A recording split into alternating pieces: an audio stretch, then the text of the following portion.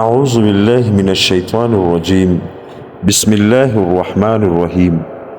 دوستو جان Daniyal YouTube channel کی طرف سے آپ سب کو خوش آمدید ہو۔ دوستو میرا آج کا بیان ہے سلیمان علیہ السلام کا، کہ اللہ تعالیٰ نے سلیمان علیہ السلام کو کون کون سے معجزات اس دنیا میں دیے تھے، اور سلیمان علیہ السلام کے پاس کون سی حکومت تھی۔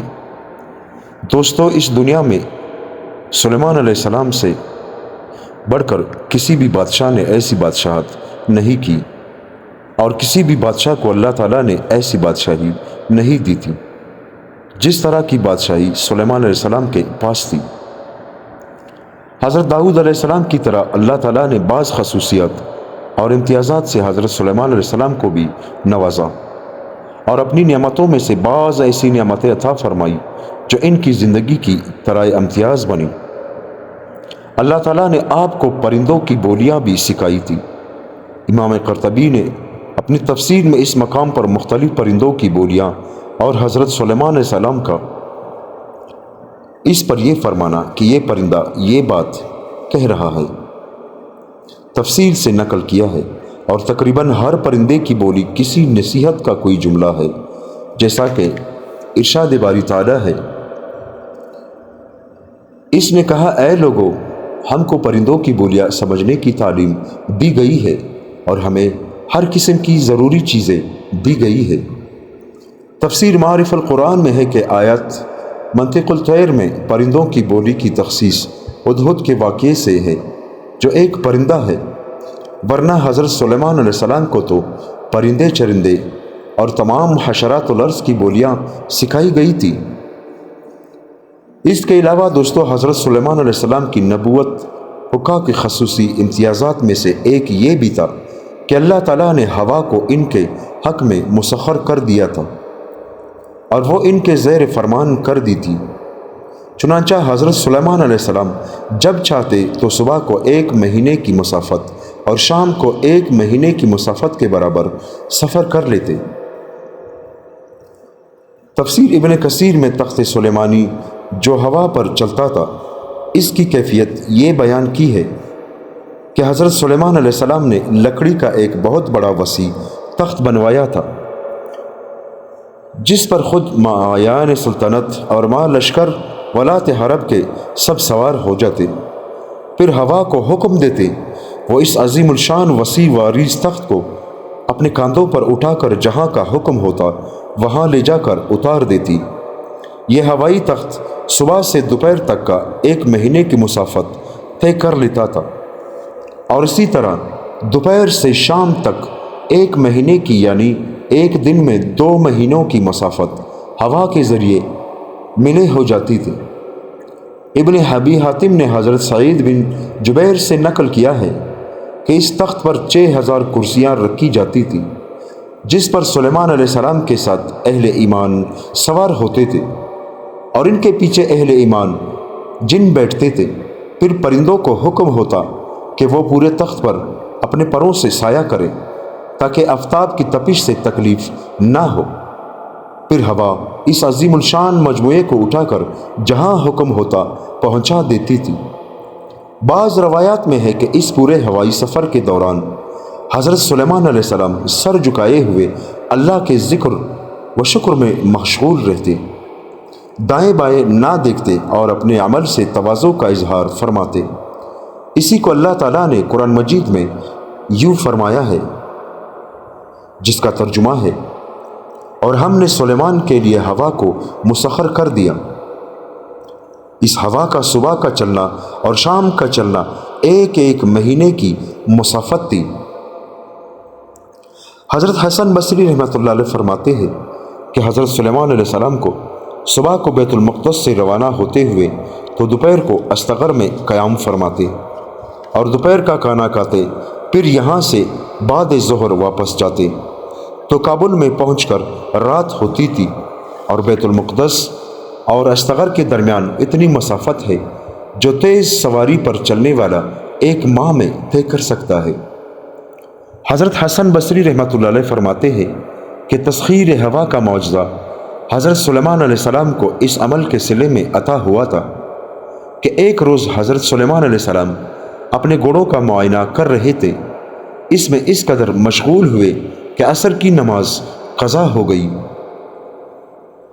اللہ تعالیٰ قرآن مجید میں اس طرح فرماتے ہیں، جب اس کے روبرو شام کے وقت ایسے اصیل گھوڑے پیش کیے گئے جو تیز رفتار تھے تو سلیمان نے کہا کہ میں اپنے رب کے ذکر سے اس مال کی محبت میں لگ کر غافل ہو گیا ہوں، یہاں تک کہ سورج پردے میں چھپ گیا، ذرا ان کو میرے پاس واپس لاؤ۔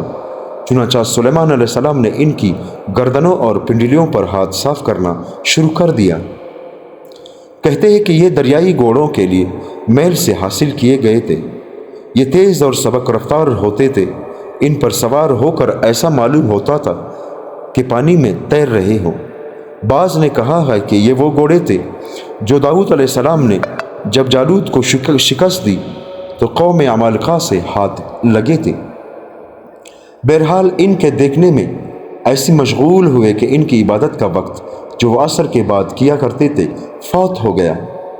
بعض نے یہ بھی کہا ہے کہ حضرت سلیمان علیہ السلام کسی علاقے پر جہاد کرنے کی غرض سے گھوڑوں کی دیکھ بھال کر رہے تھے کہ اس دوران مقررہ عبادت کا وقت ہو گیا تو افسوس کرنے لگے اور فرمایا کہ ان کو میرے پاس لاؤ۔ چنانچہ آپ نے گھوڑوں کو قتل کرنا شروع کر دیا اور کہتے ہیں کہ 900 گھوڑے ذبح کیے گئے۔